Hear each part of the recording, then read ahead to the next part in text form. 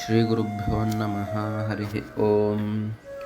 ಕಾವ್ಯಕೌಶಲಮಿದಂ ಹಿ ಕರ್ಕಶಃ ಶೋಷಶಾಸ್ತ್ರವಿದೂಷಿಹನಾದ್ಭುತಂ ಲಂಘಿತಾಖಿಲಗಭೀರವಾರಿಧೇಃ ಪಲ್ವಲಾಲಿತರಣಂ ಪಠೋ ಕಿಯತ್ ವಿಶ್ವಮಾರ್ಗವಿದುತಾರ್ಗಲಾಮದಃ ಶೇಮುಷೀಮಿತಿ ಪರೀಕ್ಷಯನ್ಮುಹುಃ ನಿಶ್ಚಿಕಾಯ ನರಸಿಂಹಮೇವ ತಂ ವಾದಿನೋಸ್ಯ ಸಚಿವಃ ಸಫೇರವಾನ್ ಜಾತು ಚಿತ್ನಿಜಸಭಾಗತಂ ಮುದಾ ತಂ ಪ್ರಣಮ್ಯ ಶಿರಸಾ ಕೃತಾರ್ಹಣಃ ಶೃಣ್ವತಾಂ ಚ ಸುಧಿಯಾ ಮಮಾತ್ಯಯಿ ತ್ಯುಚಿವಾನ್ಧುರಿಗರೀಯಸಿಂ ಗಿರಂ ಅಂತರೂಚಿತಗುಣೋತ್ಕರಂ ತಮೋ ಹಾರಿಣಂ ದ್ಯುತಿವಿಭಾಸಿತಾಶಕಂ ತ್ವಾಂ ಸುವೃತ್ತಮಹತಾಂ ವಿಭೂಷಣಂ ಸತ್ಕುಲಾರ್ಣವಮಣಿಂ ವಿಭಾವಯೇ ತ್ವವ್ಯುದಾರತರಗೋ ಗಣೇಧುನಾ ಭಾತಿ ಮಾಯಿ ಕೃತಿನೋ ಗತಸ್ಮಯಾಃ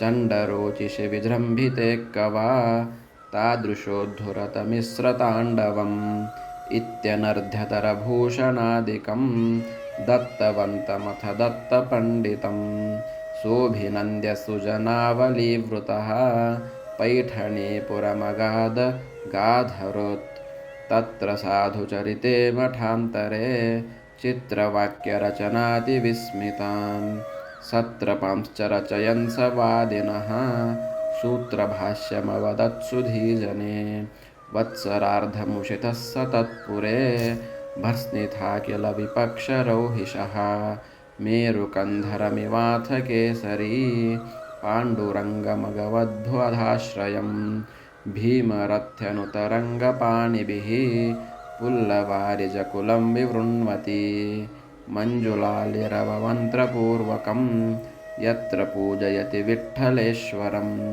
ತಿಷ್ಠತೀಹ ಪರದೈವತೆ ಪ್ರಜಾ ಕಾಮಿತಾರ್ಥಕಲನಾಶಟೀಯಸಿ ಕಿಮ್ಮಯೇತ್ಯಖಿಲಸಸ್ಯಮಂಡಲೀ ನ ಪ್ರರೋಹತಿ ಯದಂಕಭೂಮಿಷು.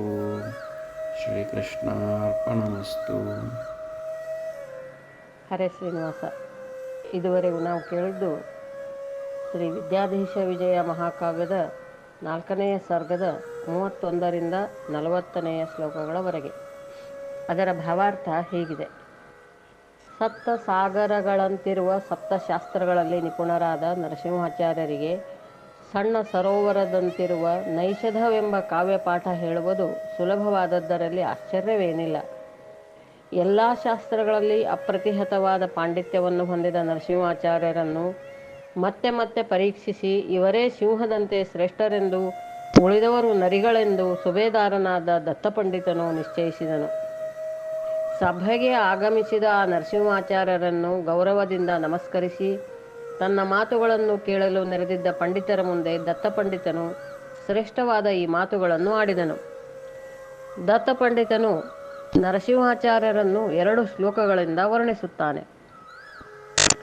ಶೋಭನವಾದ ಚರಿತ್ರೆಯುಳ್ಳವರು, ಹೃದಯದಲ್ಲಿ ಸೌಜನ್ಯಾದಿ ಗುಣಗಳಿಂದ ತುಂಬಿರುವವರು, ಜ್ಞಾನೋಪದೇಶದಿಂದ ಸಜ್ಜನರ ಅಜ್ಞಾನವನ್ನು ನಾಶ ಮಾಡುವವರು, ತಮ್ಮ ಕಾಂತಿಯಿಂದ ಎಲ್ಲ ದಿಕ್ಕುಗಳನ್ನು ಬೆಳಗಿಸುವವರು, ಜ್ಞಾನಿಗಳಿಗೆ ಅಲಂಕಾರಪ್ರಾಯರು, ಸತ್ಕುಲ ಪ್ರಸೂತರೂ ಆದ ತಾವು ಸಮುದ್ರದಲ್ಲಿ ಹುಟ್ಟಿದ ಶ್ರೇಷ್ಠ ಮಣಿಯಂತೆ ಇರುವಿರಿ.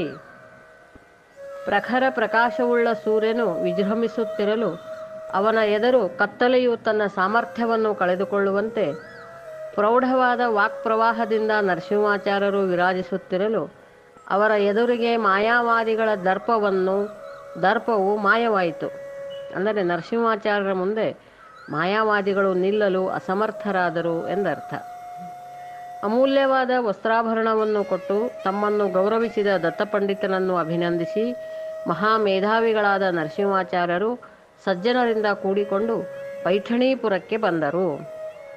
ಪೈಠಣೀಪುರದಲ್ಲಿ ಪೂರ್ವಯತಿಗಳು ನಿರ್ಮಿಸಿದ ಮಠದಲ್ಲಿ ತಮ್ಮ ವಿದ್ವತ್ಪೂರ್ಣವಾದ ಪ್ರವಚನಗಳಿಂದ ವಾದಿಗಳಿಗೆ ಆಶ್ಚರ್ಯವನ್ನು ಹಾಗೂ ಲಜ್ಜೆಯನ್ನು ಉಂಟುಮಾಡುತ್ತಾ ನರಸಿಂಹಾಚಾರ್ಯರು ಸಜ್ಜನರಿಗೆ ಬ್ರಹ್ಮಸೂತ್ರ ಭಾಷ್ಯದ ಪ್ರವಚನ ಮಾಡಿದರು. ಇದರಿಂದ ಆ ಕಾಲದಲ್ಲಿ ಪೈಠಣದಲ್ಲಿ ಮಧ್ವ ಸಂಪ್ರದಾಯದ ಮಠವೊಂದು ಇದ್ದದ್ದು ಆಗಿ ತಿಳಿದುಬರುತ್ತದೆ. ಆನಂದಾಚಾರ್ಯರು ಅಲ್ಲಿಗೆ ಹೋಗಿ ಆಗಾಗ ಪ್ರವಚನ ಮಾಡುತ್ತಿದ್ದಂತೆ ಕಾಣುತ್ತದೆ.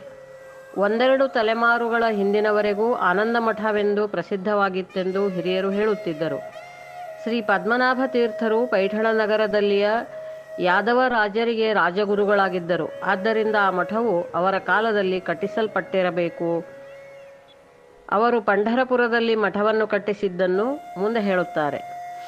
ಈ ವಿಷಯವನ್ನು ಕೆ.ಟಿ. ಪಾಂಡುರಂಗಿಯವರು ತಮ್ಮ ಅಣು ವಿದ್ಯಾಧೀಶ ವಿಜಯ ಎಂಬ ಗ್ರಂಥದಲ್ಲಿ ಉಲ್ಲೇಖಿಸಿದ್ದಾರೆ.